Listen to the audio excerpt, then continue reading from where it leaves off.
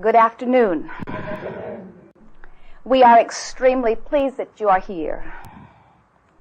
It is nice to come together for the purpose of co-creating, is it not? Yes. If you are wondering what all of this nodding is about, it is Esther setting forth her intent with Abraham, and we are also setting forth our intent with Esther. And we have agreed to have a very good time here. Esther is saying, Abraham, I'm wanting to speak clearly your words. And what she really means by that is, I'm wanting at an unconscious level of my being to receive the block of thought that is offered from this consensus of non-physical beings and express it in as clear of terms as possible for my physical friends. She provides a very good vehicle for communication from physical to non-physical dimension. We are wanting you to understand your value in this interaction, for this is far more than question and answer. It is literally co-creating at its best. You are not different from Esther in that each of you, while you are physically focused, have a very broad, very powerful, very wise, very old inner being. A part of you that existed prior to your emergence into this body. A part of you that is the culmination of all that you've ever been. A part of you that is absolutely connected to you, while many of your physical counterparts are not recognizing consciously that this inner part exists. And so our real wanting, as we provide this offering or example through Esther of non-physical interaction, is to stimulate the awareness within each of you that you are connected to the inner world.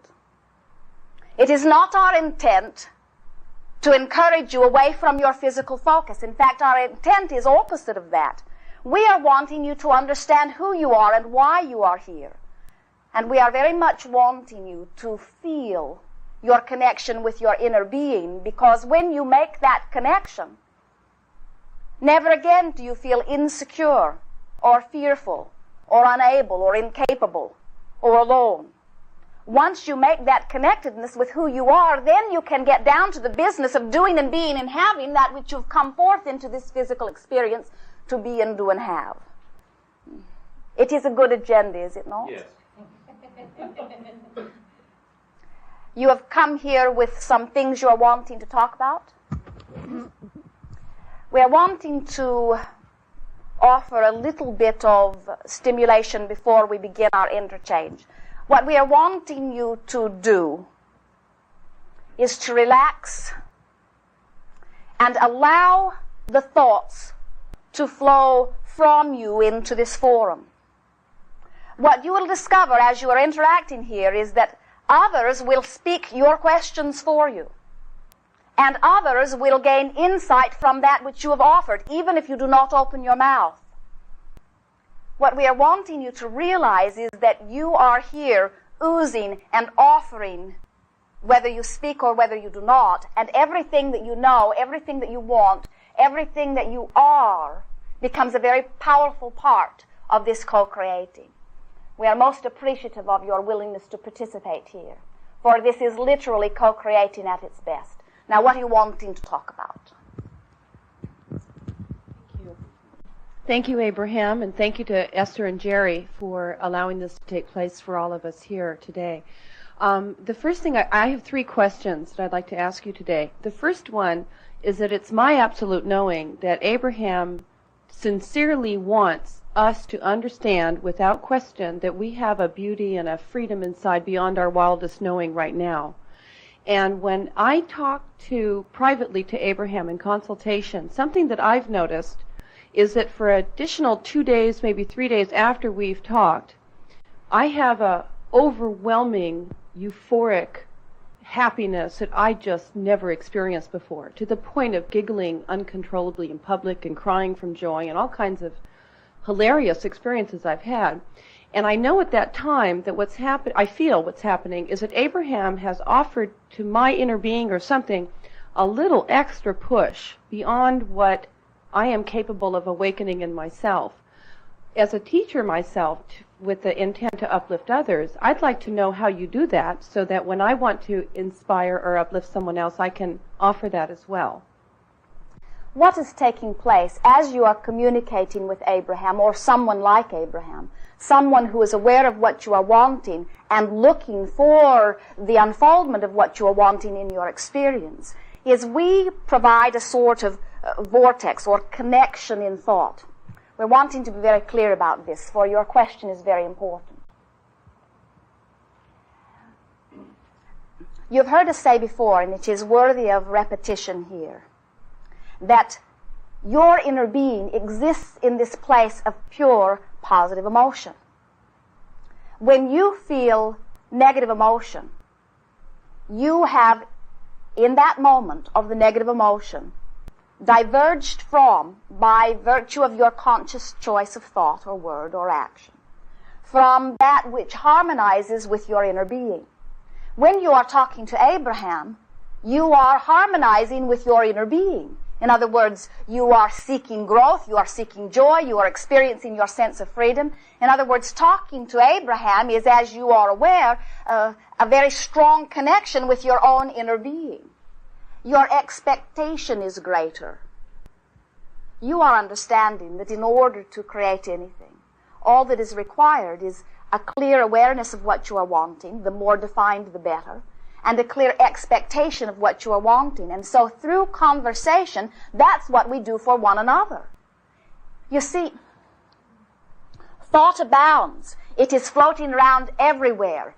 Some of it is very close and very pointed, and some of it is not so pointed. It is just drifting out there. When you give a little bit of thought to something, by law of attraction, you bring that thought more pointedly to yourself, very much in the way that a magnifying glass emphasizes or exaggerates or adds power to something.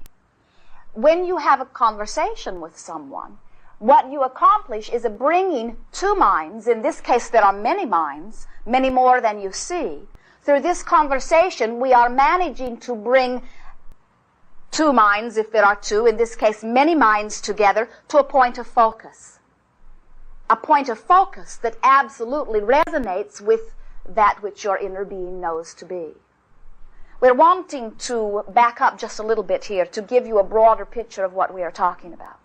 As you emerged into this body, first we're wanting to say, most of our physical friends have a very confused perspective of what it is to come forth into the physical. You are so used to being either dead or alive. And even those of you who have accepted the idea that you come forth into the physical body more than once, very often we hear questions such as, Abraham, have you ever been physical? Or do you want to be physical? And what we are most wanting you to understand is that it is not an either-or thing. Non-physical and your non-physical inner being exists eternally. And sometimes you, from that perspective, make a conscious decision to emerge into a physical body. But all that you know as your inner being does not come forth into the physical body, only a part of it. And from your broader perspective, we are not wanting to make you feel bad, but it is only a very small part of it. Your inner being is a vast being, interacting with many other beings by law of attraction in a pure sort of harmony. Therefore, when you as a conscious being recognize that your inner being exists, and that your inner being adores you, and that your inner being has great powers of concentration and focus, when you find the harmony with that inner being, you become a being that is perhaps 1,000 times more. The word powerful is our favorite, but many of you do not like the word power, for it seems improper to you. But it is a very powerful state of being. Esther walked down to the gate to open it for her mate. He was bringing the vehicle. And as she stood at the gate, she saw the sky more beautiful than she had ever seen it. Bluer, the clouds more defined. She could hear birds that were too far away to hear, and she could hear their songs clearly and deliciously. She could smell smells that she had not smelled before, wonderful smells. And the air upon her skin was beyond description, and she stood there with tears coming out of her eyes, running down her face, and she said, surely in all of the universe There has not been a more exquisite experience than that which I have in this moment. And then she said, Abraham, it is you, isn't it? We smiled a very broad smile, for we had been caught again. Peeping through her eyes, smelling through her nose, feeling through her skin, hearing through her ears. And we said, indeed. Our question to you, and we are wanting you to think about this, is that if Esther had been in some sort of negative state, feeling lack about something or unhappy about something, would she have been in the position, knowing what you know about law of attraction, to have allowed or attracted Abraham, who exists in a place of pure positive emotion, into her physicalness? And the answer is no. And so what you are coming to understand is if you are wanting connection with your inner being who exists in a place of joy, then all you have to do is make a conscious decision to be happy, to make a decision to look for reasons to feel good.